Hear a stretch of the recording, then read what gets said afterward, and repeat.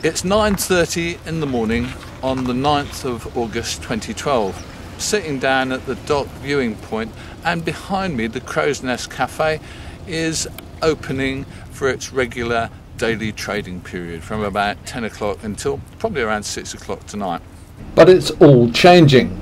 As of Easter 2013, there'll be a new cafe and a new operator. I bought the Crow's Nest in October the 14th, 2000. 2000, so by the time we get round to, when is it you leave? Well, I don't really know at the moment. I can stay until Easter. Right. But I'm guessing I probably won't do the winter. But it really depends where I'm at and what I'm doing at the time. So I'm guessing probably November, right, which means I would have just hit 13 years. 13 years, which is a terrific achievement, isn't it, when you think about it? It's a long time to be in one business, in this little hut, doing, really getting to know everybody locally. Oh yeah, I mean, it's considering it was something I didn't really want to do when I first came here, as you know, being a chef. I think we've created a lovely little atmosphere down here. We're like a family now. And even the holidaymakers come back every year and come, oh, you're still here, and we've built up lots of friendships and relationships with different people for different reasons. During the summer, I suppose, this is a red-hot little business, isn't it? Depending on the weather. I mean, it hasn't been brilliant this year, obviously, because we've not had the weather.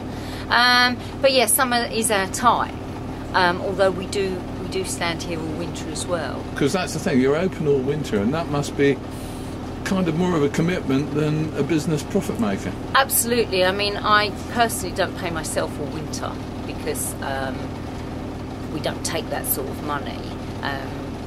But I do it because the people here are my regular customers, and as you know, some of them come every single day, twice a week, 4 times a week, whatever. And for me, that's what it's about. It's not necessarily about making money. Obviously business is about making money, but for me it's more about keeping those people happy and in their little routine. And we have lots of older people who, might live on their own and only see 4 walls. So for them to come here and be able to stand at the counter and have a little chat and, sometimes the highlight of their week, and to take that away from them because we decide to shut all winter, I think would be pretty mean, really. When you look at your time here, give us a couple of highlights and lowlights. What were the best bits and what are the worst bits, maybe? I suppose the worst bits have got to be when it snows for 4 foot, but yeah, the snow closes us, I have to say, because I come from the other side of the water as well, so it's not necessarily the damage the snow does here, but in the village I live in, we actually get snowed in, so if I can't get out, I can't get here. Shirley's very good though, she will open up, and unless it's, ankle deep like it has been the last couple of years, then quite honestly it's no worth it, because you're risking your own car, other people's lives, for what? To take 20 quid, it's hardly worth doing. So that does close us, yeah. What about the highlights? Highlights for me, oh gosh, I don't know really. I think being successful has been, and being accepted, because when I first came here, we weren't really doing very much business, and there weren't many people, I think, who would trust to come up to a shack, because it's not a beautiful item.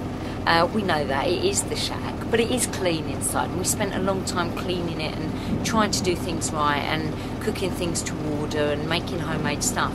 And it took a little while. I would say it probably took nearly a year for the people to start returning, and then to start getting the regulars. Then we knew we'd cracked it, and for me that was a real highlight, that they actually approved of what we did and we listened to what they wanted. I mean, when I first came here, we're renowned for our crinkle cut chips, and when I first came here I was like, I'm doing that?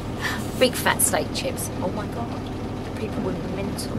So I changed them back, and I think that's part of why we're successful, because we listen to what people say, and if somebody wants to, a Mars bar and coleslaw and a jacket potato, well, why not? You have what you want. We'll get anything we've got, you can have, and we will try our best to, make your tea the right colour, and I think it's those things where we ask people what they want. Do you want your eggs soft or hard? And if we break it, well, we'll do another one. To me, why ask me if you're then going to do your own thing anyway? So, it's that stuff, I think. And so I would say the highlights have been, you know, those times, and the Christmas dinners. You know, a lot of us, we all go out for Christmas dinner.